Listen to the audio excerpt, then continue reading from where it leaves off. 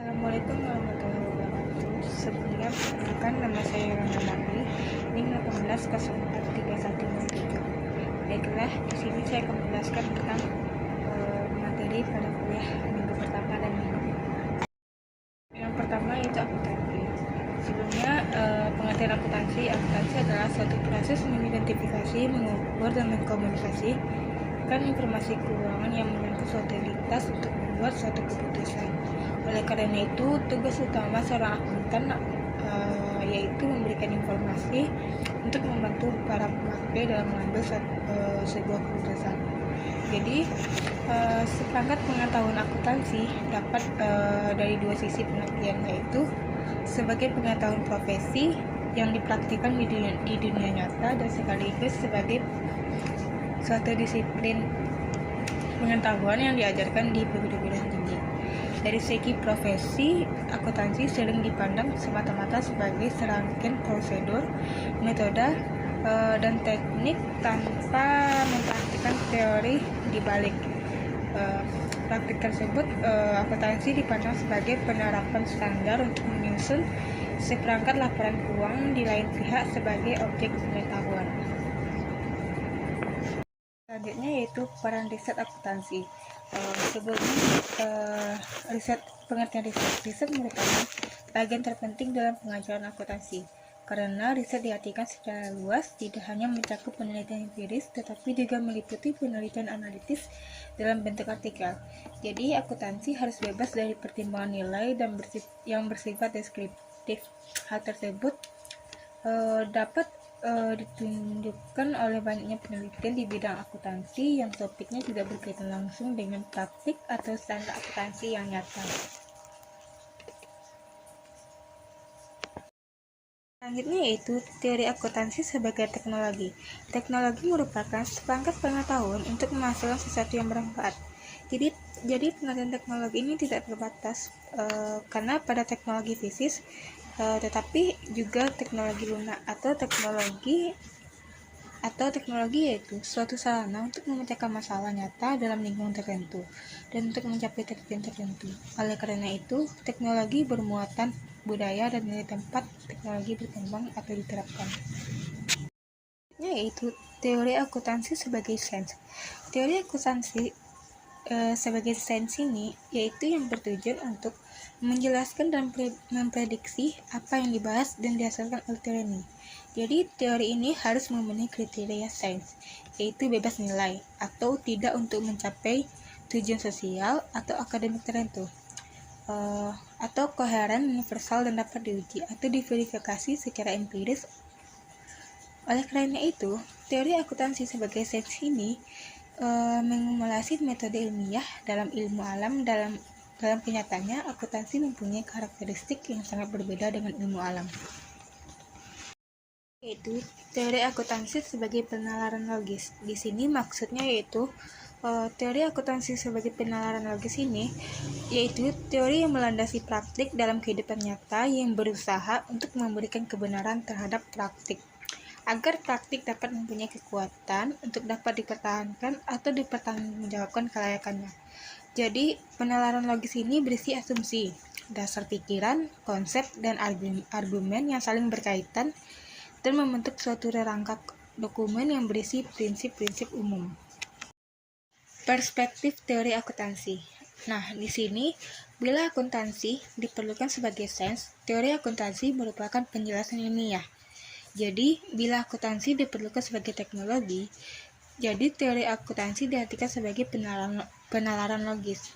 Teori akuntansi akan berisi pernyataan-pernyataan yang berupa baik atau penjelasan ataupun kebenarannya tentang suatu fenomena atau perlakuan akuntansi. Seperti contohnya itu fenomena antara lain adalah adanya berbagai macam metode akuntansi. Selain perspektif taksonomi yang membagi teori akuntansi menjadi penjelasan ilmiah dan justifikasi. Teori akuntansi juga dikelompokkan atas dasar perspektif lain menurut tujuan atau penekanan pembahasan. Nah, selanjutnya itu perekayasa pelaporan keuangan. Nah, di sini perekayasa pelaporan keuangan yang pertama itu adanya proses perekayasa pelaporan keuangan. di mana di sini yaitu tujuan ekonomi dan sosial negara. Selanjutnya ada tujuan pelaporan keuangan, konsep-konsep dasar yang relevan, rangka konseptual dan media pelaporan. Nah, dalam proses perekayasaan laporan keuangan tersebut, tujuan negara dijabarkan dalam tujuan pelaporan keuangan. Dengan harapannya adalah pencapaian tujuan akuntansi dengan sendirinya akan membantu tercapainya tujuan negara. Oleh karena itu, proses tersebut merupakan manifestasi dari pendefinisian akuntansi sebagai teknologi. Proses perekayasaan pada dasarnya adalah suatu proses untuk menjawab pertanyaan mendasar, yaitu bagaimana suatu kegiatan operasi perusahaan disimbolkan dalam bentuk statement perusahaan secara finansial tanpa harus menyaksikan secara fisik operasi perusahaan, misalnya mengunjungi kantor atau pabrik.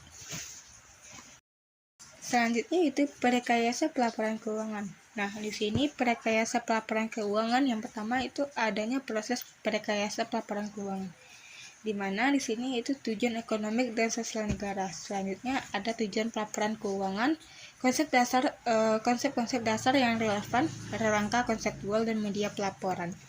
Nah, dalam proses perekayasaan laporan keuangan tersebut, tujuan negara dijabarkan dalam tujuan pelaporan keuangan. Dengan harapannya adalah pencapaian tujuan akuntansi dengan sendirinya akan membantu tercapainya tujuan negara. Oleh karena itu, proses tersebut merupakan manifestasi dari pendefinisian akuntansi sebagai teknologi. Proses perekayasaan pada dasarnya adalah suatu proses untuk menjawab pertanyaan mendasar, yaitu bagaimana suatu kegiatan operasi perusahaan disimbolkan dalam bentuk statement perusahaan secara finansial tanpa harus menyaksikan secara fisik operasi perusahaan, misalnya mengunjungi kantor atau pabrik.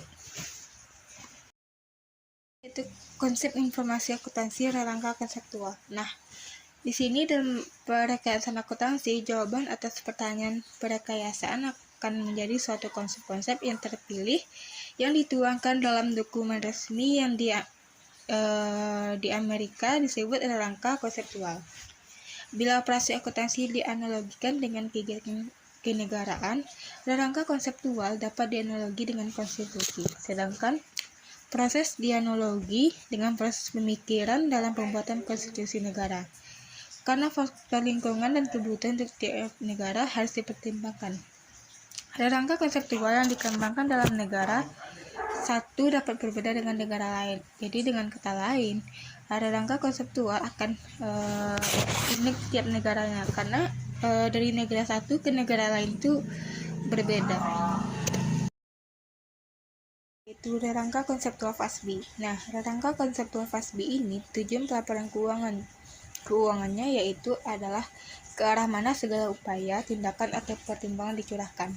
Oleh karena itu, tujuan pelaporan keuangan merupakan langkah yang paling krusial dalam perekayasaan akuntansi. Jadi, tujuan pelaporan keuangan ini menentukan konsep-konsep dan prinsip-prinsip yang relevan yang akhirnya menentukan bentuk, isi, jenis, dan susunan statement keuangan. Baiklah, itulah hasil dari materi kuliah 1 dan kuliah 2. Apabila ada salah, saya mohon maaf. Assalamualaikum warahmatullahi wabarakatuh.